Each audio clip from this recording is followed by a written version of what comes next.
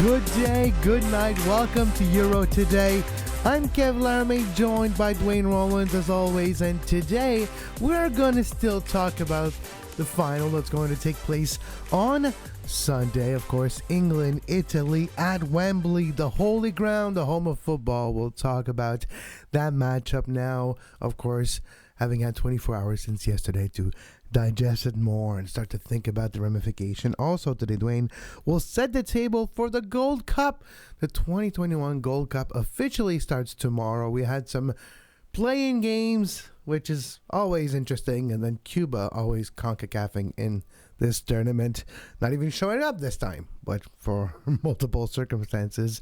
We'll of course preview the group stage of the Gold Cup, and if time permits, we'll look at some of the results midweek in Major League Soccer, especially the Canadian teams.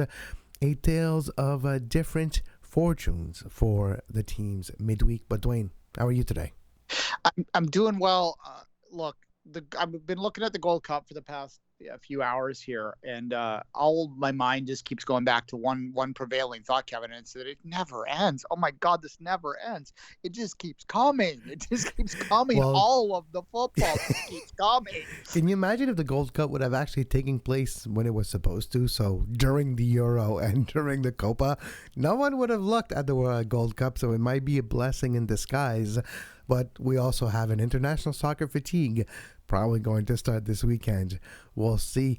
We didn't really talk about the Copa, but that's a big matchup this weekend. Argentina, of course, against Brazil.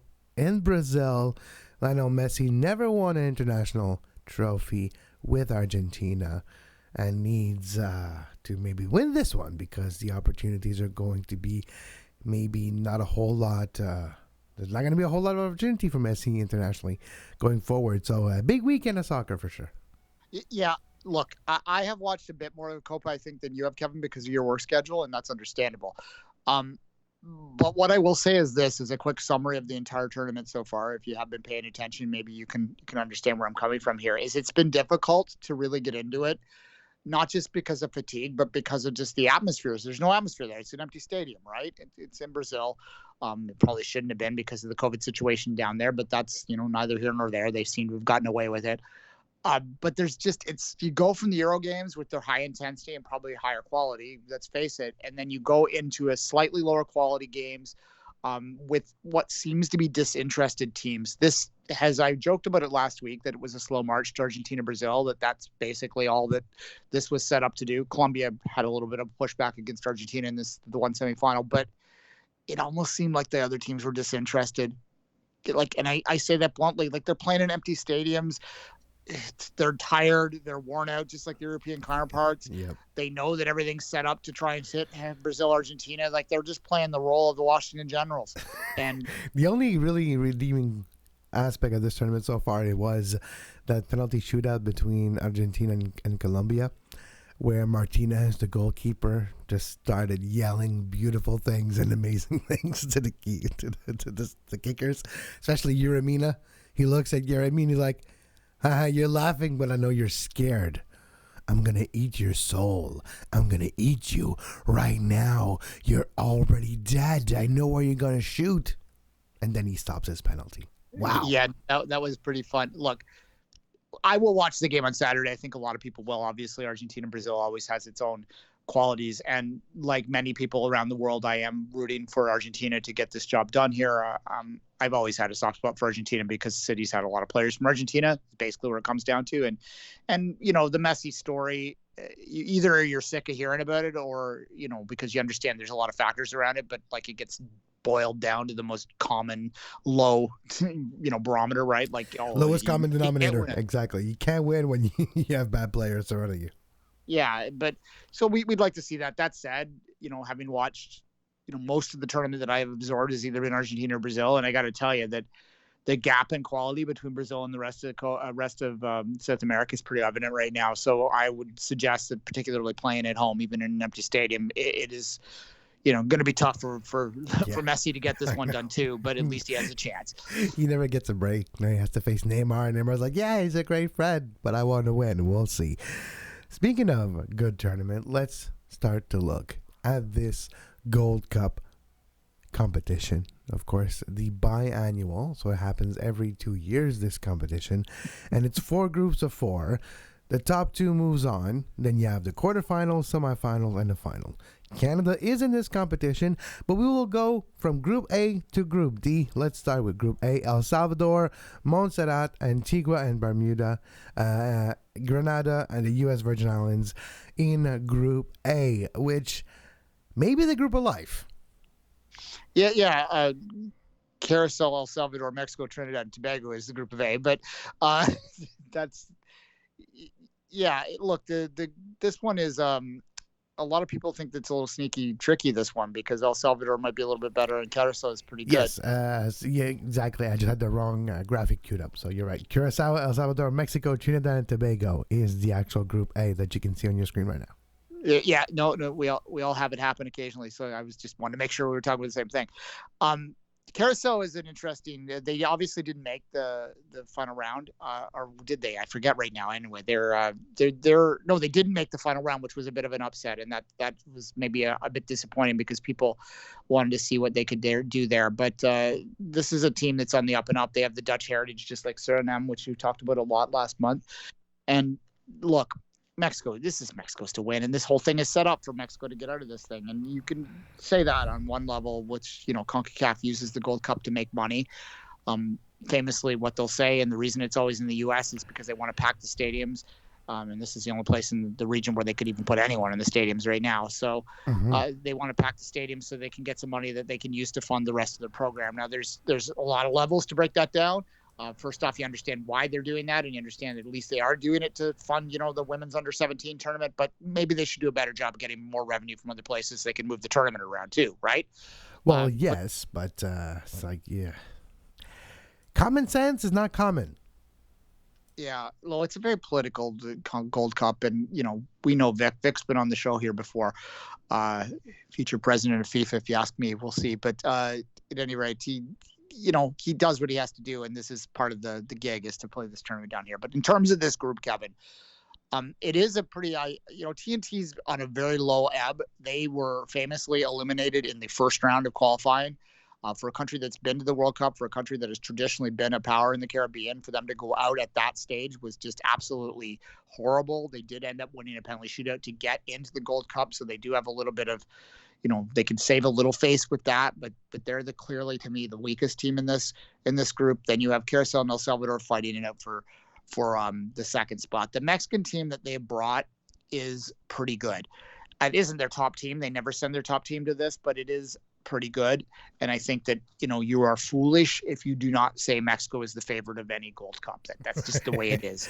Yes, at the end of the day, you might see the U.S. win it or Canada once. There's never been any other winner of this tournament.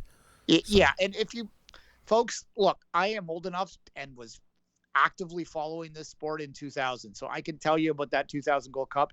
If you go way back in our archives, you can see a documentary we did on it. It is something close to my heart, but if I'm being completely honest, that perfect storm, it made the Habs playoff run look like something that happens every year. Like exactly. You remember that Fleury goal in this playoff run of the Habs where he fumbled it and the puck ended up in the middle of the empty net and then an easy tap in? That was kind of like the luck Canada had in that Gold Cup, where basically there was a lot going on. Exactly. Every bounces came Canada's way. Speaking of Canada, let's look at Canada's group now. Group B in this Gold Cup, Duane. Canada, Haiti, Martinique, and the USA. Freaking Martinique. We always are stuck with a team that we're not making any FIFA points against, but no, at least it doesn't really matter this time around. Yeah. I mean, it doesn't.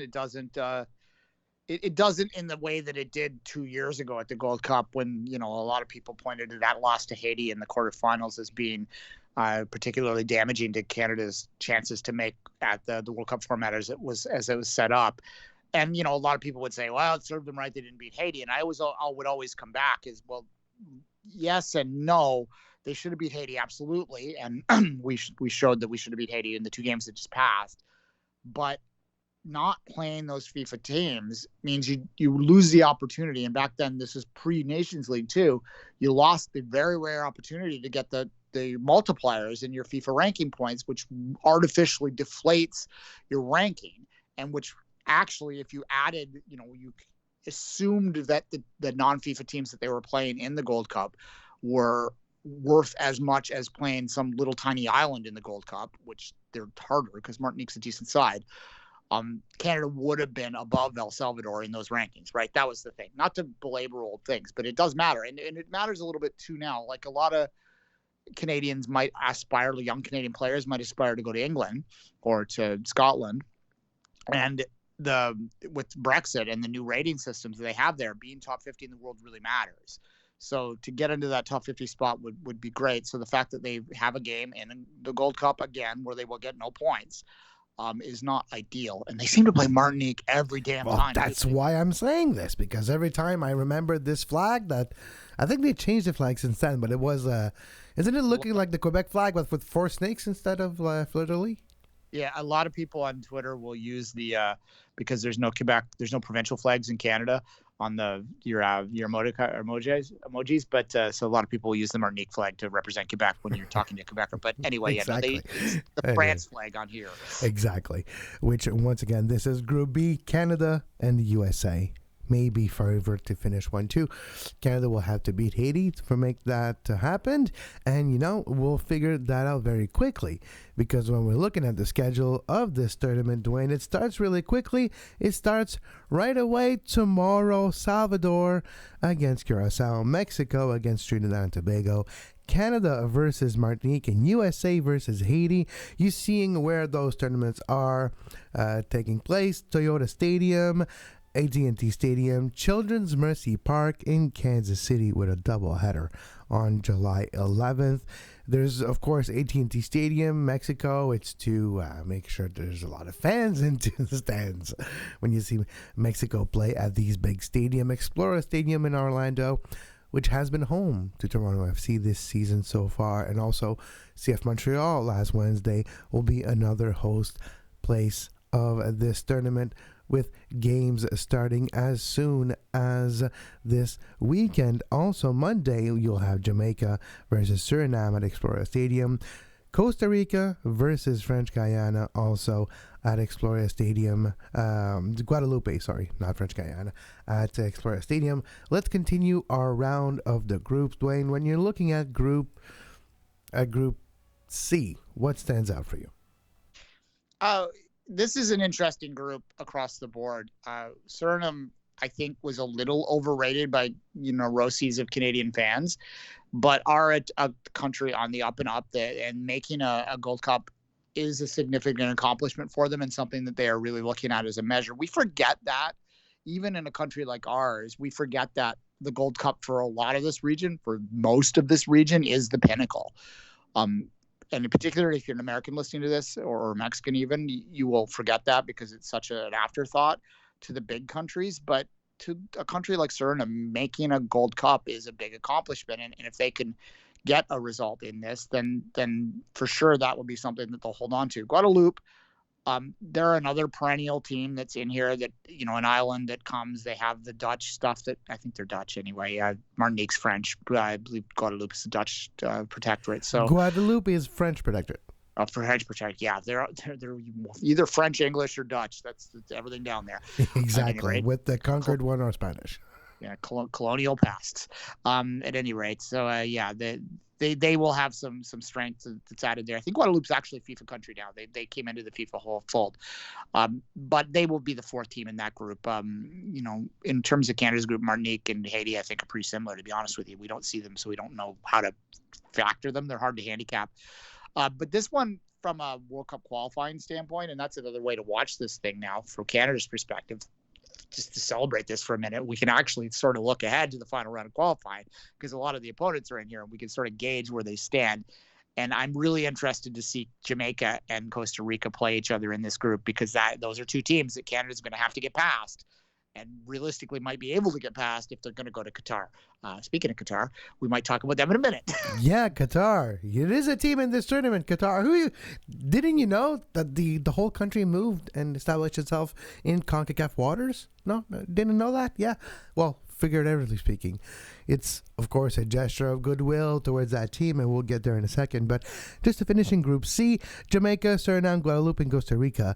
Those teams, of course, Jamaica, Costa Rica might be the two favorite for progressing, but maybe Suriname can squeak in a good result. Jamaica is not necessarily in a good cycle right now, and I wouldn't be that shocked to see Suriname maybe get a surprising result against Jamaica, getting a win against Guadeloupe, and finding itself in second in this group. Well, they are the fourth-ranked team in Concacaf right now, Jamaica is. So, and they have added a lot of some expats into it. So that's one of the reasons that I'm interested to see Jamaica play. As I don't quite know what they are, and I don't know if we're even going to find out for this group because they won't necessarily put a full strength in there. But look, I think that's a really competitive group across the board. Even Guadeloupe, as I said, they have surprised in the past. And when you're talking about the protectorate countries that come in, you just quite don't know what they're going to bring from the homeland, so to speak. And that is a real handicap. We have seen Martinique we've seen Guadeloupe and Martinique both in the quarterfinals before. This is interesting, too, in terms of the Gold Cup in a general sense, Kevin, in that we're used to a 12-team Gold Cup. They've expanded it to 16, which makes it a proper tournament. I like that. There's no third places in this, so you know what you're up against. I hate the third place. We have been really open here with our hate of third place, qualifying like at the Euro. Yeah, so this is a proper tournament in terms of top two advance. It also means that you can predict what the bracket will be if you get out in a certain position. In Canada's case, if they can, because the U.S. has said, we didn't really talk about it that much, but the U.S. has sent essentially a C team to this. I would argue that Canada in our group should maybe be co-favorites to win the group, and if they can go out as the top team, then there really is a nice little pathway for them to a final. But exactly, if you can finish first of Group B, then you won't face Mexico until the final, which is basically the path forward for a good result in this knockout stage, because otherwise you're going to have to face Mexico in the semis or the quarters, depending on what happens. And look, if you're the U.S., you can look at that as whatever. You got to beat Mexico at some point, and if you play them in a semi, whatever. But if you're Canada, I think making a final would be a significant accomplishment, even if they lost to Mexico, whereas the U.S. wouldn't view it as such. I think that game would matter a little bit more to Canada, to be honest with you. They're the C team, but it's still in the States. It is going to be a tougher guess. It's a nice little test. But to get back to Group C, Kevin, as I said, there's just a lot of intrigue for me from a World Cup qualifying standpoint to watch this group play out, particularly to see what Costa Rica looks like, what Jamaica looks like, because those are two direct teams that Canada needs to beat in the next round if they're going to go forward. Yeah, exactly. And speaking of teams that you need to beat going forward, a team that we always want to beat is in Group D, and that's Honduras. Panama, who had a resurgence, but then maybe things went back to normal. Honduras, and the new Concacaf team of Qatar, which is basically made of 1/3 Brazilians. There are a significant portion of that and of people that have been patriated, but there are some Qatarians as well. It's unfair to paint them as a complete expat team. They have developed some home properties as well. I watched Qatar win the African Cup, the African Champions League, the African equivalent to this. Cup of Nations, the African Cup of Nations? No. Yeah, maybe it's something like that. Anyways, not African, Asian. Jesus. There you go. That makes more sense. Yeah, they won the Asian Championship, which is where they are. Their actual home confederacy. They're of course in this because they're helping them out because they don't have to qualify, right? We saw that with France in the lead up to the last Euro, where they played in the qualifiers even though they weren't part of it, right? And I believe that's sort of something they'll be doing moving forward in a lot of places, that they'll stick them in a group so that they can play.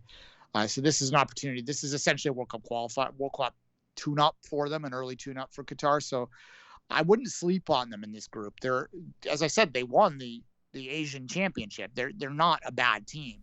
And they're going to be a force in this group. You mentioned Panama. Panama had to go through the qualifiers like Canada.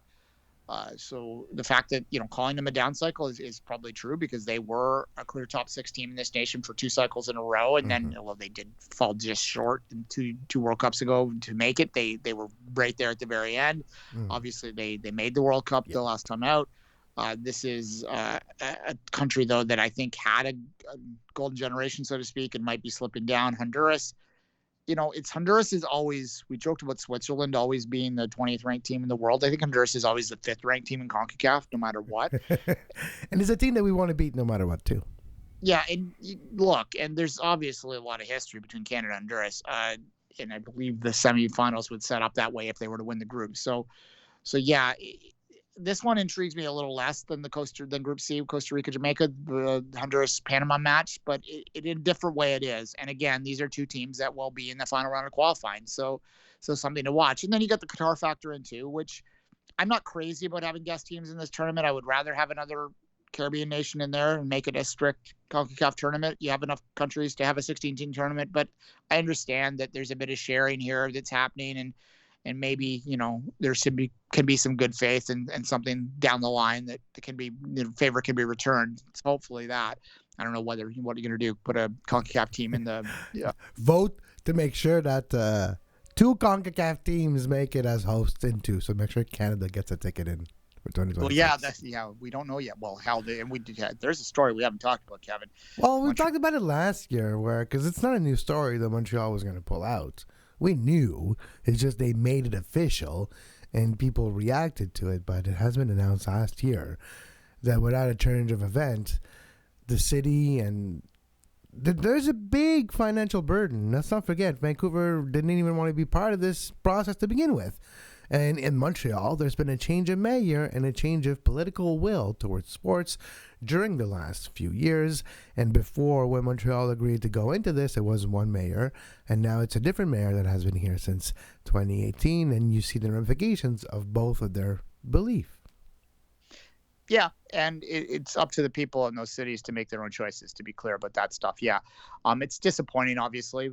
It might make it simpler in Canada's case, so long as both of the remaining bids stay in play. So as long as Edmonton makes sure that they do some changes, because Edmonton would have to change the pitch of their stadium heading into this tournament. For Toronto, it's been already announced that they would build the BMO Field up to 45,000 to answer FIFA's demands, and you might have 10 games at BMO Field in 2026. Yeah, we won't belabor this too much today. I would be concerned if Edmonton were to be rejected by FIFA or to turn it down, that Canada might have to turn some games away, because I don't know if Toronto could host 10 games, to be honest with you. It's more than just the stadium. People forget that. It's also the hotels. It's also the training centers. It's the training centers, the infrastructure. Yeah.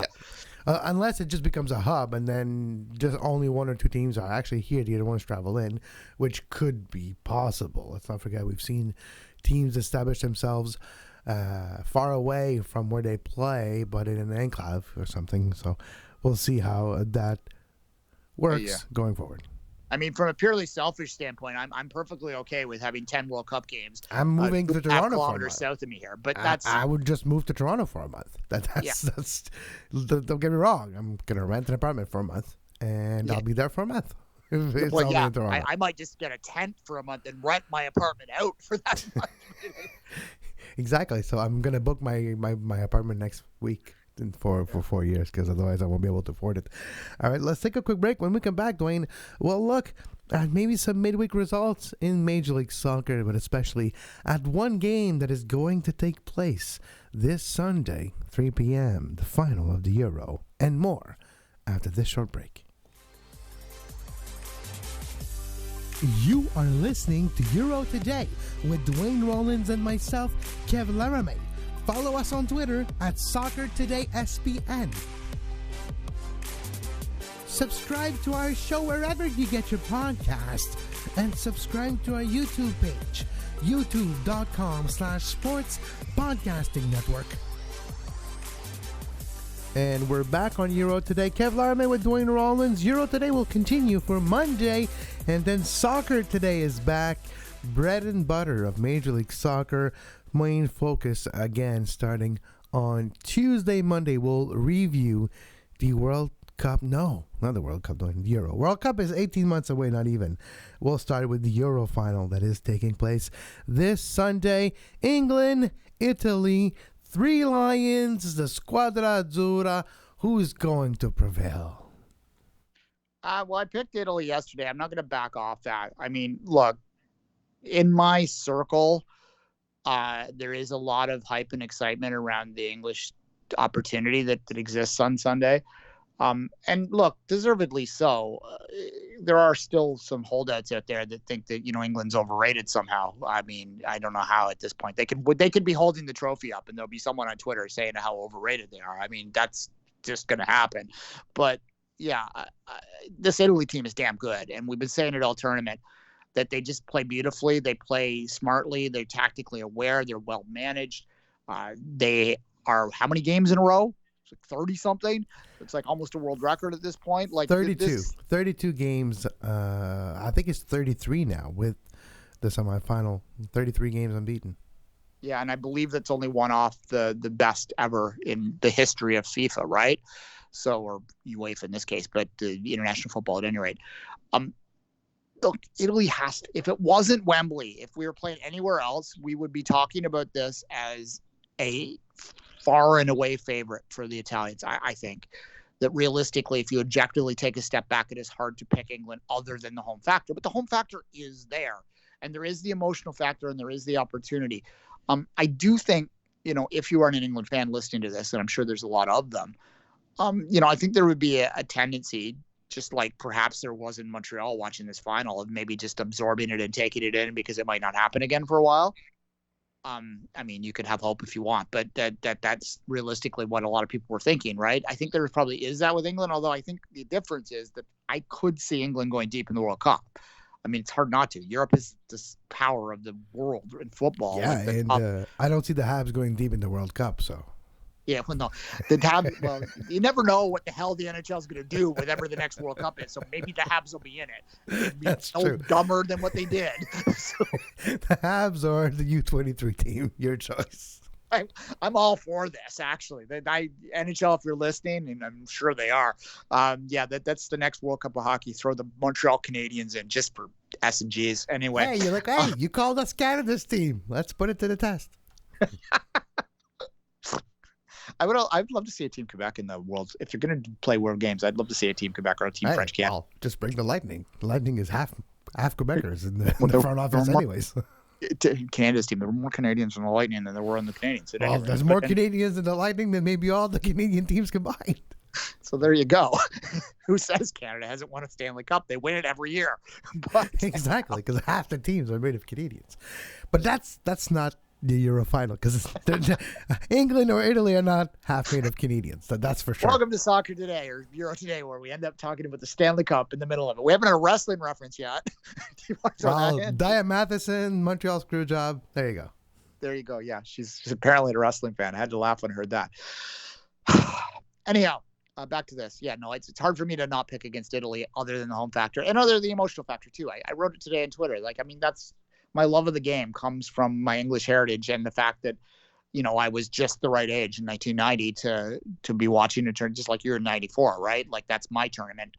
And England went to the semifinals and my relatives were all losing their mind and it absorbed me and became something huge. And then, I transferred that on to domestic and Canadian stuff, which, much to my detriment in hindsight, but nonetheless, this is an opportunity for me to see that follow through and to see England win it. And I'm kind of like, from a curiosity standpoint, just like when the first time the Chicago Cubs were in the World Series, when the year I was like, I want to see what happens if they actually win this, right? And then nothing really happened, but it was neat to see. Exactly. It would have been interesting. That's the whole point. But this game on Sunday will be fascinating. And of course, it is England, Italy, and we will be keeping a close eye. And the final edition of Euro Today will be taking place on Monday, where Duane and I break down either England winning or Italy winning. Of course, if the world still exists on Monday, because if England wins a tournament, it might be the end. It might be hell freezes over, the world stops spinning, and then maybe that's when Thanos comes to Earth and snaps the fingers. England won the Euro, and now I'm inevitable. Everything snaps away. There you go. Or perhaps I tweeted out the other day if it's possible to sink an island from spilled beer, that they might just completely flood it. There might just be. That's what happened with Atlantis. Atlantis won the World Cup, and then they just swept away. Whereas England, they got swept away by beer. The island just disappeared under a swill of beer and other fluids. Anyway, that's gross. Beer and whiskey, and a little bit of scotch for sure. Exactly. Well, the Scotch, that's what I actually wrote an article for my 9 to 5 today on the business fallouts, potentials for England winning, because there's a lot of thought that happy people spend money and it might actually spur the English economy forward, because I write from a European perspective anyway. So I wrote in that article that the beer sales in Scotland would soar because they don't want to drown their sorrows of having to watch England finally win. At any rate, it should be fun, Kevin. Look, it's been a great tournament. I was thinking this the other day. I was out for a walk and I thought to myself, I've always pointed to the 2000 European Championship as my favorite summer tournament ever.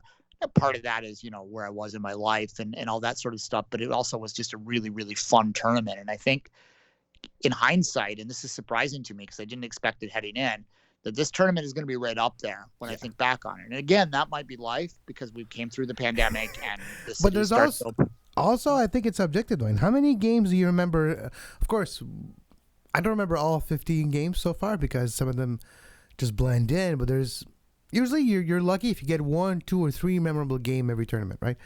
And we have a few of them here. We have a few crazy moments like Croatia-Spain. Let's remember that crazy game where Croatia comes back, ties it up, sends it to extra time, and then to see Spain roll over them.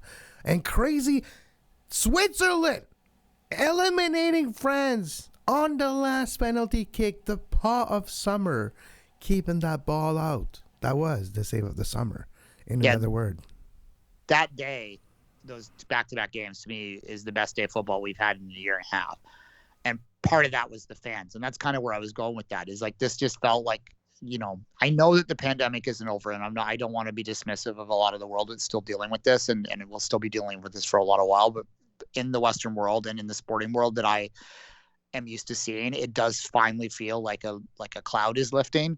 And that's always going to emotionally be attached to this tournament in my mind. So I think this tournament will always be up there amongst my favorite I've ever seen. Like there's some, like I think back to South Africa, Kevin, and I can't remember anything but South Africa. It was dire. I remember one thing. Damn vuvuzelas. Yeah, exactly. Like that's exactly. You're not remembering the football. Oh, wait. The one song, Waving Flag by Kanan. Which was only played here, by the way. Like the Coke has like 12 World Cup songs anyway. Yeah, but you know what? It's up there. It may be the second best World Cup song I've ever seen. Of course, the first one would be... The first one, I used the right word, scene for it, because of course it's Shakira. Yes. She is an attractive woman. There is no doubt about that. Gerard Piqué might have been amazing at soccer his entire career, but his best accomplishment might have nothing to do with sports. Yeah, she's still a very attractive woman. At any rate, this is not that kind of podcast.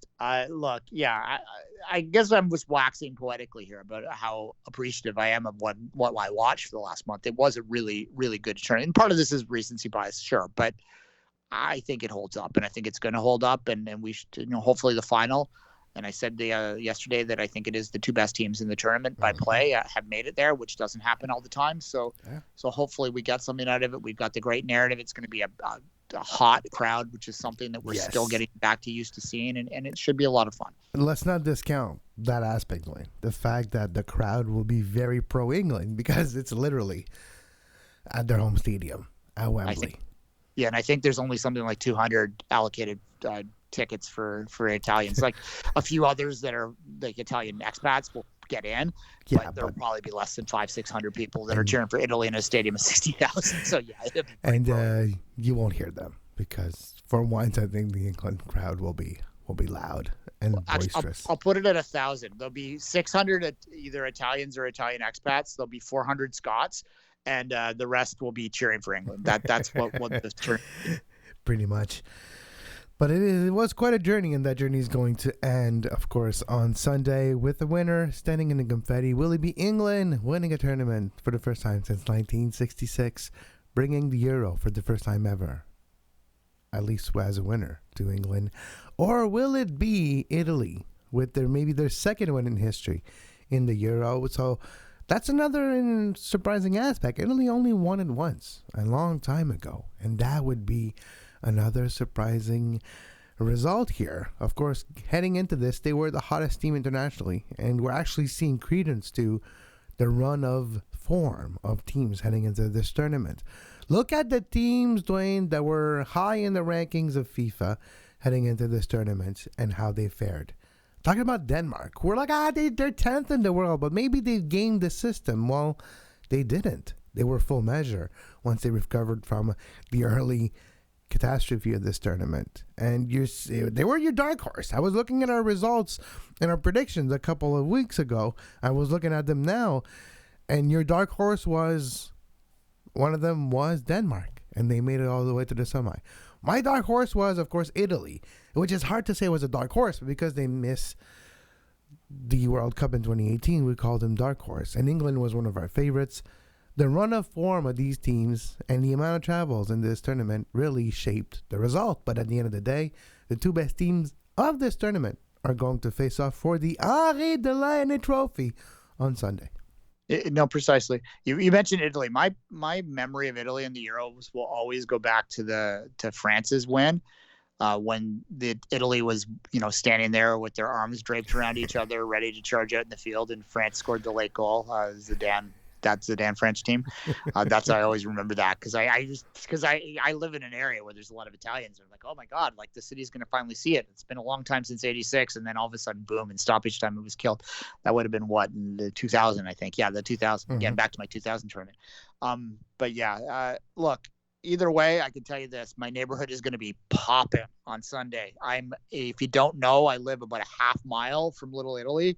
And obviously, I'm in a city that has a lot of English fans, and there are two bars within 2 blocks of me right now that both have England flags draping down there and big patios. So, I go up a block and a half or 2 blocks north of me, and it'll be all Italians everywhere. It should be a lot of fun, and it should be a lot of fun in a lot of cities around the world because these are two fan bases that are very passionate and existed in big numbers as expat communities around the world, including obviously the countries they're in. So should be a lot of fun. It's going to feel like a, hot back summer, so to speak. So let's have some fun. Let's have some fun. England, Italy. We'll talk about Major League Soccer next Monday. Of course, Duane and I did cover the games midweek, and TFC got a good result. Sorry? Got to win. TFC yeah, won exactly. TFC won a game after 6 straight defeat. Vancouver had a tough one against Real Salt Lake. They tried to battle back, but it wasn't meant to be. CF Montreal got a surprising result against NYCFC, but we'll have more time to talk about the results in Major League Soccer starting next Tuesday. On Monday, we're reviewing the England-Italy final. We'll talk about how things are shaping up for next year's World Cup. And yes, World Cup today, next year, for sure.